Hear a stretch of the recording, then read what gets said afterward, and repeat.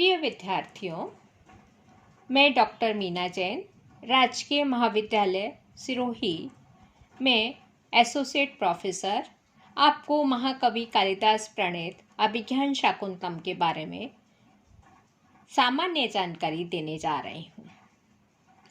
महाकवि कालिदास ने अभिज्ञान शाकुंतलम नाटक रचा जो संपूर्ण विश्व में विख्यात हुआ और महाकवि कालिदास को कवि कुलगुरु की उपाधि भी दी गई। कालिदास ने 2 महाकाव्य लिखे हैं एक है रघुवंशम, दूसरा कुमार संभवम। 2 खंड काव्य लिखे हैं ऋतुसंहार और मेघदूतम। 3 नाटक हैं अभिज्ञान शाकुंतलम, मालविकाग्निमित्रम और विक्रमोर्वशीयम। हम नाटक का प्रारंभ करने से पहले काव्य के बारे में कुछ सामान्य जानकारी प्राप्त कर लेते हैं। काव्य किसे कहते हैं? पंडित राज जगन्नाथ के अनुसार रमणीयार्थ प्रतिपादकः काव्यः शब्दः काव्यम, अर्थात रमणीय अर्थ को अभिव्यक्त करने वाले शब्द को काव्य कहते हैं। रमणीय अर्थ वह कल्पना जनित भाव है जो सहृदय के संस्कार में बहुत समय से रहकर उसे आनंद की अनुभूति कराता है। मानव के हृदय में वासना रूप में रति, हास, शोक आदि कई चिरस्थायी भाव रहते हैं जिनके साथ उसका रागात्मक संबंध होता है। जब ये जीवन रस के प्रेरक भाव सहृदय के हृदय में उद्भूत होकर मनुष्य की उच्च भूमि पर अभिव्यक्त होते हैं और उसके साथ तादात्म्य स्थापित कर लेते हैं, स्व पर का भेद तिरोहित हो जाता है और वह मानव हृदय एक अनिर्वचनीय आनंद की स्थिति को प्राप्त करता है। काव्य 2 प्रकार के हैं। साहित्य दर्पणकार विश्वनाथ के अनुसार दृश्य काव्य और श्रव्य काव्य, ये 2 काव्य हैं। श्रव्य काव्य उसको कहते हैं जो केवल सुने जा सकते हैं, या तो पठन किया जाए और श्रवण किया जाए, उसके द्वारा ही रसानुभूति होती है, उन्हें देखा नहीं जा सकता। जबकि दृश्य काव्य में अनुभूति अभिनय द्वारा की जाती है। श्रव्य काव्य के आनंद में इतनी तीव्रता और प्रत्यक्षता नहीं होती, उसे जनसाधारण भी हृदयगम कर सके। जबकि दृश्य काव्य जिसमें जैसे कि नाटक में अभिनय की प्रधानता होती है, जो दर्शक के हृदय को आकर्षित करता है, मनोरंजक करता है और भावाभिव्यंजना और विविध विषय की विविधता भी होती है। नाट्य शास्त्र में नाटकों की विशेषता का उल्लेख भरत मुनि ने किया है। उनके अनुसार नाटक में ज्ञान है, शिल्प है, विद्या है, कला है, नवीन योजना है, क्रिया कुशलता है आदि सभी का समन्वय रहता है और इनमें से यदि किसी को नाटक में नहीं दर्शाया जा सके तो संसार में उसका अस्तित्व ही नहीं समझना चाहिए। नाट्य शास्त्र में लिखा है, न तज ज्ञानम न तत्शीलम न सा विद्या न सा कला न सौ योगो न तत्कर्म नाट्ये अस्मिन् यन्न दृश्यते। नाटक किसे कहें? आचार्य धनंजय ने कहा अवस्था के अनुकरण को ही नाटक माना गया है। अवस्था अनुकृति नाट्यम, जो भी हमें किसी की अवस्था का अनुकरण किया जाता है वही क्या है, नाटक है। चाक्षुष प्रत्यक्ष इसमें होता है, वह चाक्षुष प्रत्यक्ष का विषय बनता है और इसी के कारण उसे रूपक भी कहते हैं। नाटक में श्रव्य काव्य की अपेक्षा रस का जो आनंद है वह बहुत अधिक तीव्रता से होता है, क्योंकि वह आँखों से देखा जाता है। इसलिए श्रव्य काव्य की अपेक्षा नाटक अधिक जनप्रिय और रमणीय होता है। इसलिए ही कहा गया है, सहृदयों के द्वारा काव्येषु नाटकम रम्य, अर्थात काव्य जगत में नाटक ही अधिक रमणीय होता है। यह तो काव्य के जो दो भेद हैं, दृश्य काव्य और श्रव्य काव्य, उसके बारे में आपको सामान्य जानकारी दी तथा कालिदास की जो कृतियां हैं उनका आपको नाम बता दिया गया है। अब हम अभिज्ञान शाकुंतलम के बारे में जानेंगे। जैसा कि इस नाटक का नाम है अभिज्ञान शाकुंतलम। शाकुंतलम का मतलब होता है शकुंतला का पुत्र।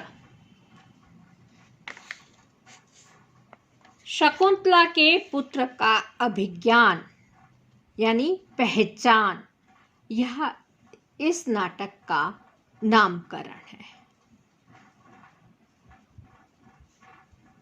अभिज्ञान शाकुंतलम की अगर हम कथा जानेंगे तब हमें ये ज्ञात होगा कि ये जो नामकरण किया गया है वह बिल्कुल समीचीन है।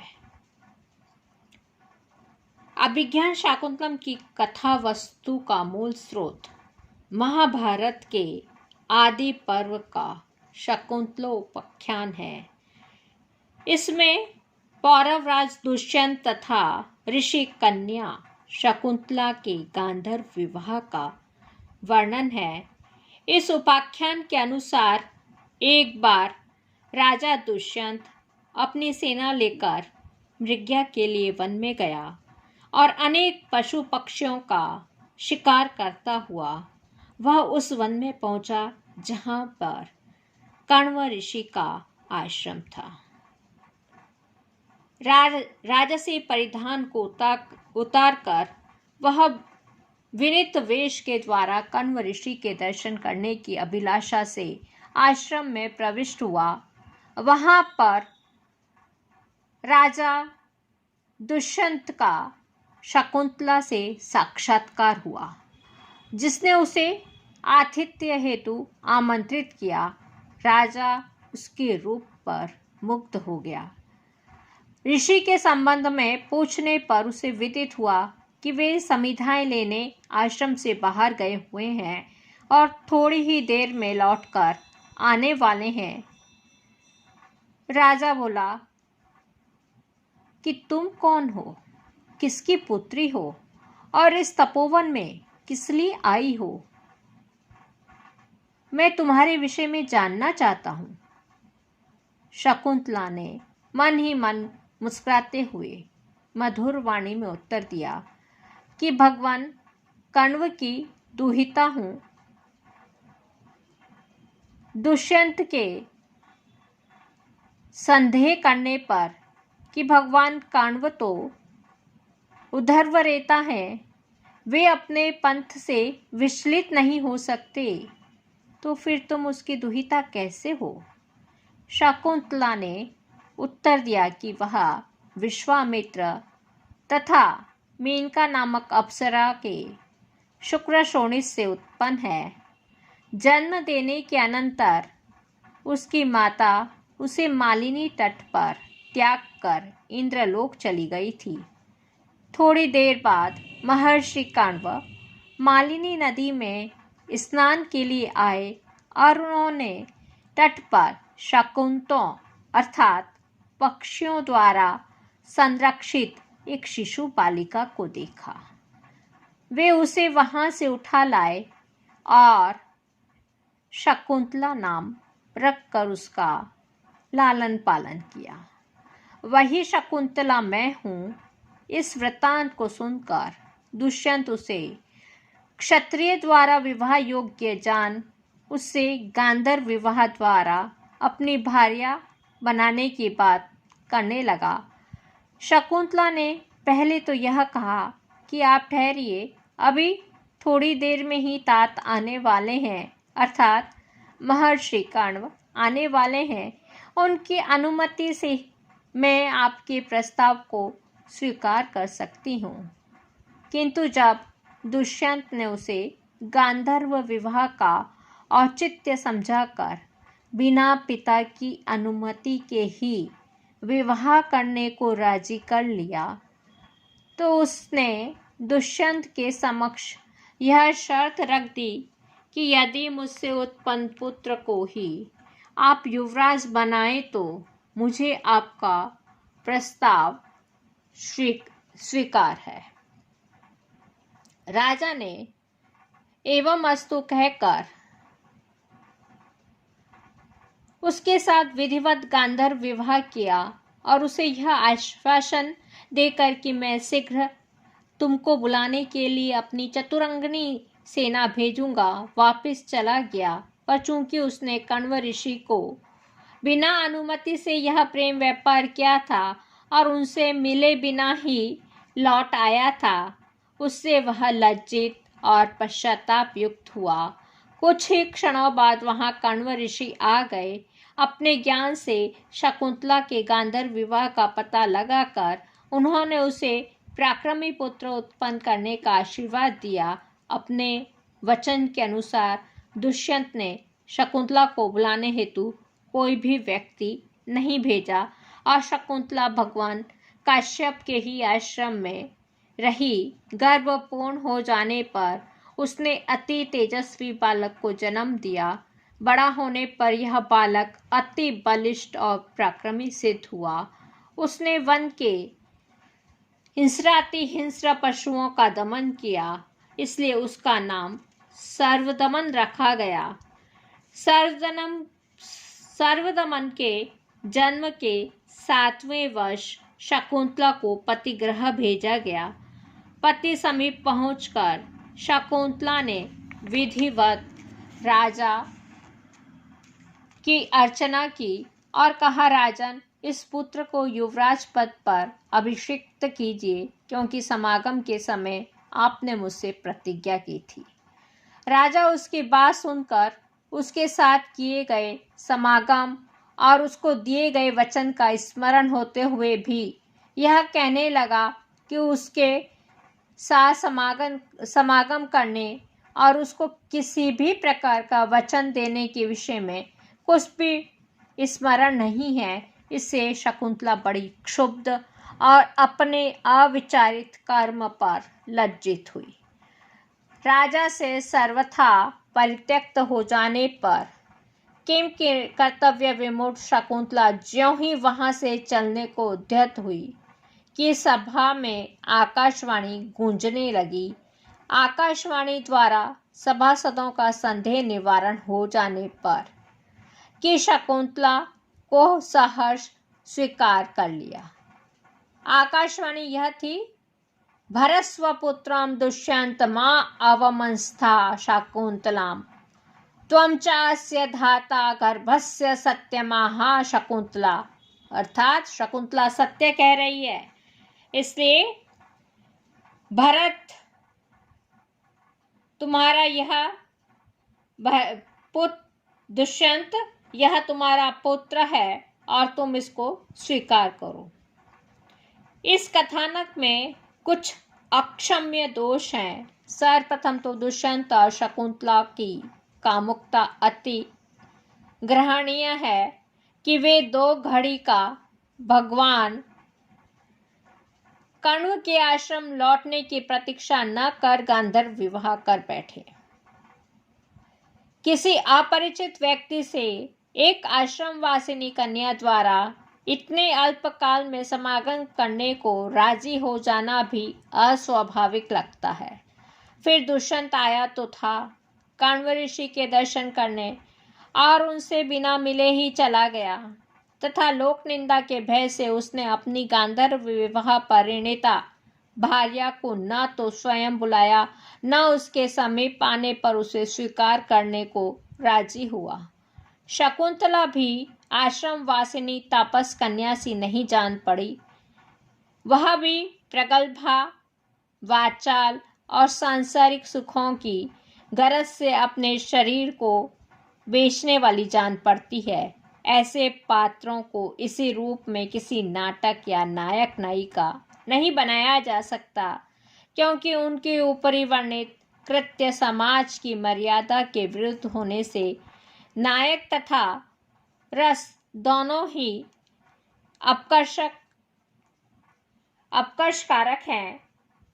दशरूपकार धनंजय की व्यवस्था है कि यदि किसी कथानक में नायक अथवा रस की दृष्टि से अनौचित्य हो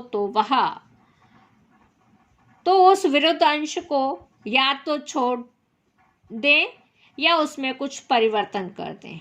इसी बात को ध्यान में रखते हुए महाकवि कालिदास ने अपने विश्व विश्रुत नाटक अभिज्ञान शाकुंतलम के कथानक में कुछ आवश्यक परिवर्तन किए। ये आवश्यक परिवर्तन इस प्रकार हैं। अभिज्ञान शाकुंतलम में मृग्या वाहिनी दुष्यंत ससैन्य नहीं अपितु अकेला ही आया है। वह हरिण का पीछा करता हुआ ही आश्रम के समीप पहुंचता है, जहां उसे तापस कुमारों से यह सूचना मिल जाती है कि भगवान काश्यप एक लंबे समय के लिए सोमतीर्थ गए हुए हैं और आश्रम में उनकी दुहिता शकुंतला ही अतिथि पूजा करती है। इस प्रकार राजा के मन में शकुंतला को देखने की उत्सुकता जागृत हो जाती है। महाभारत के दुष्यंत की भांति कालिदास का दुष्यंत सीधे शकुंतला के आश्रम में नहीं जाता। उसे कुछ दूर चलने पर वृक्ष सेचन करती हुई युवतियों के शब्द सुनाई पड़ते हैं। वह एक झाड़ी में छिपकर उनके वार्तालापों को सुनता रहता है।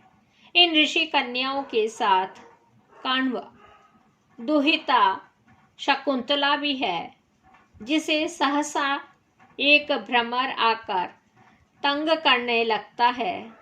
ज्यों ही भयाक्रांत शकुंतला परित्राण की मांग करती है, त्यों ही दुष्यंत उनके मध्य उपस्थित हो जाता है। उसे देखकर शकुंतला सहम जाती है और लज्जा भाव से एक और हट जाती है। अभिज्ञान शाकुंतलम की शकुंतला एक निश्चल तापस कन्या है, जो दुष्यंत के प्रति आसक्ति होने पर भी उसे व्यक्त नहीं करती। उसमें लज्जा है, शील है, संयम है, गुरु भीरुता है, त्याग है। उसके चरित्र को उदात्त बनाने में उसकी प्रिय सखियों अनसुया और प्रेमवदा की बहुत बड़ी भूमिका रही है। महाभारत में शकुंतला स्वयं अपना जन्म वृत्तांत सुनाती है, किंतु अभिज्ञान शाकुंतलम में उसकी सखियां ही उसका वंश परिचय देती हैं। अभिज्ञान शाकुंतलम में कण्व ऋषि सोमतीर्थ गए हुए हैं और इधर आश्रम वासियों की ओर से राक्षसों से आश्रम की रक्षार्थ राजा से निवेदन किया गया है। इसलिए नायक और नायिका के प्रेम का क्रमिक विकास होकर ही परिपाक हुआ है, और जो मनोवैज्ञानिक तथा सामाजिक दोनों दृष्टियों से ही समीचीन जान पड़ता है। महाभारत में गांधर्व विवाह के 7 वर्ष बाद शकुंतला को पतिगृह भेजा गया, जबकि शाकुंतलम में सोमतीर्थ से लौटते ही कण्व ऋषि ने अपनी आपन सत्वा पुत्री को उसके पति गृह भेज दिया। यह दूसरी बात है कि पुत्र सर्वदमन का जन्म और 7 वर्ष तक भरण पोषण ऋषि आश्रम में ही हुआ है, पर वह काश्यप के आश्रम में न होकर मरीच के आश्रम में हुआ है। महाभारत में दुष्यंत जानबूझकर शकुंतला का तिरस्कार करता है और आकाशवाणी द्वारा प्रमाण दिए जाने पर उसे स्वीकार कर लेता है। अभिज्ञान शाकुंतलम में दुर्वासा शाप की नूतन अवतारणा की गई है, जिसके कारण दुष्यंत शकुंतला तथा उसके साथी तापस तापसियों द्वारा बार बार स्मरण दिलाए जाने पर भी अतीत की घटना का स्मरण करने में असमर्थ रहता है।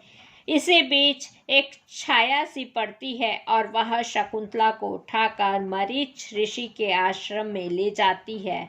दुर्वासा शाप की भांति धिवर प्रसंग भी कालिदास द्वारा जोड़ा गया नूतन वृत्तांत है।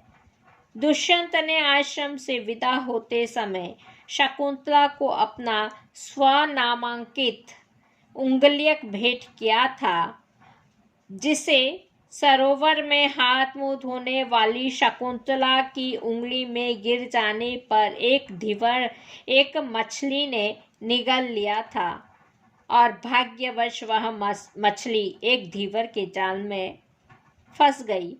जब उसका पेट चीरा गया तो उसमें से एक अंगूठी निकली। राजपुत्रों ने धीवर को चोर घोषित कर उस अंगूठी को राजा के समक्ष प्रस्तुत किया। अंगूठी को देखते ही राजा को शकुंतला का स्मरण हो आया। उसने धीवर को निर्दोष जानकर उसे प्रभुत परिमाण में उपहार दिलवाया और स्वयं अपनी प्रेतमा के वियोग से संतप्त होने लगा।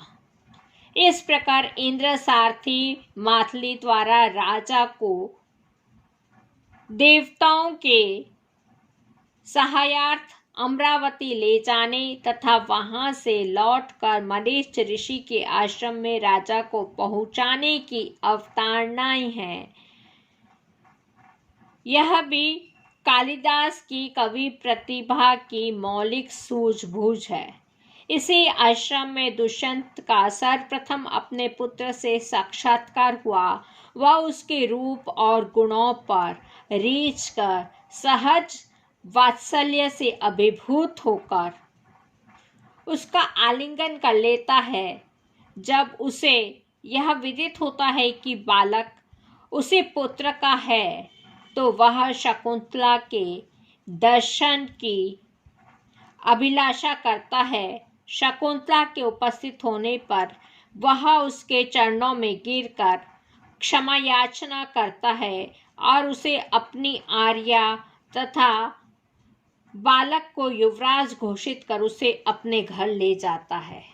इस प्रकार मूल कथानक में आवश्यक परिवर्तन कर कवि ने कथानक को रोचक बनाने के साथ साथ अपने नायक नायिकाओं के चरित्रों की रक्षा करने में पूर्ण सफलता प्राप्त की है और तत्कालीन लोक मर्यादा को भी अक्षुण्ण बनाए रखा है और इस प्रकार मूल कथानक से प्राप्त अस्वाभाविकता का सफलतापूर्वक निराकरण करते हुए नायक नायिका के चरित्रों को नाटकोचित, स्वाभाविक और मर्यादित बनाने में पूर्ण साफल्य प्राप्त किया। उसके ये सभी परिवर्तन किसी अद्भुत नाट्य प्रतिभा एवं अपूर्व नाट्य कौशल के परिचायक हैं। आज यहीं पे समाप्त करते हैं। धन्यवाद।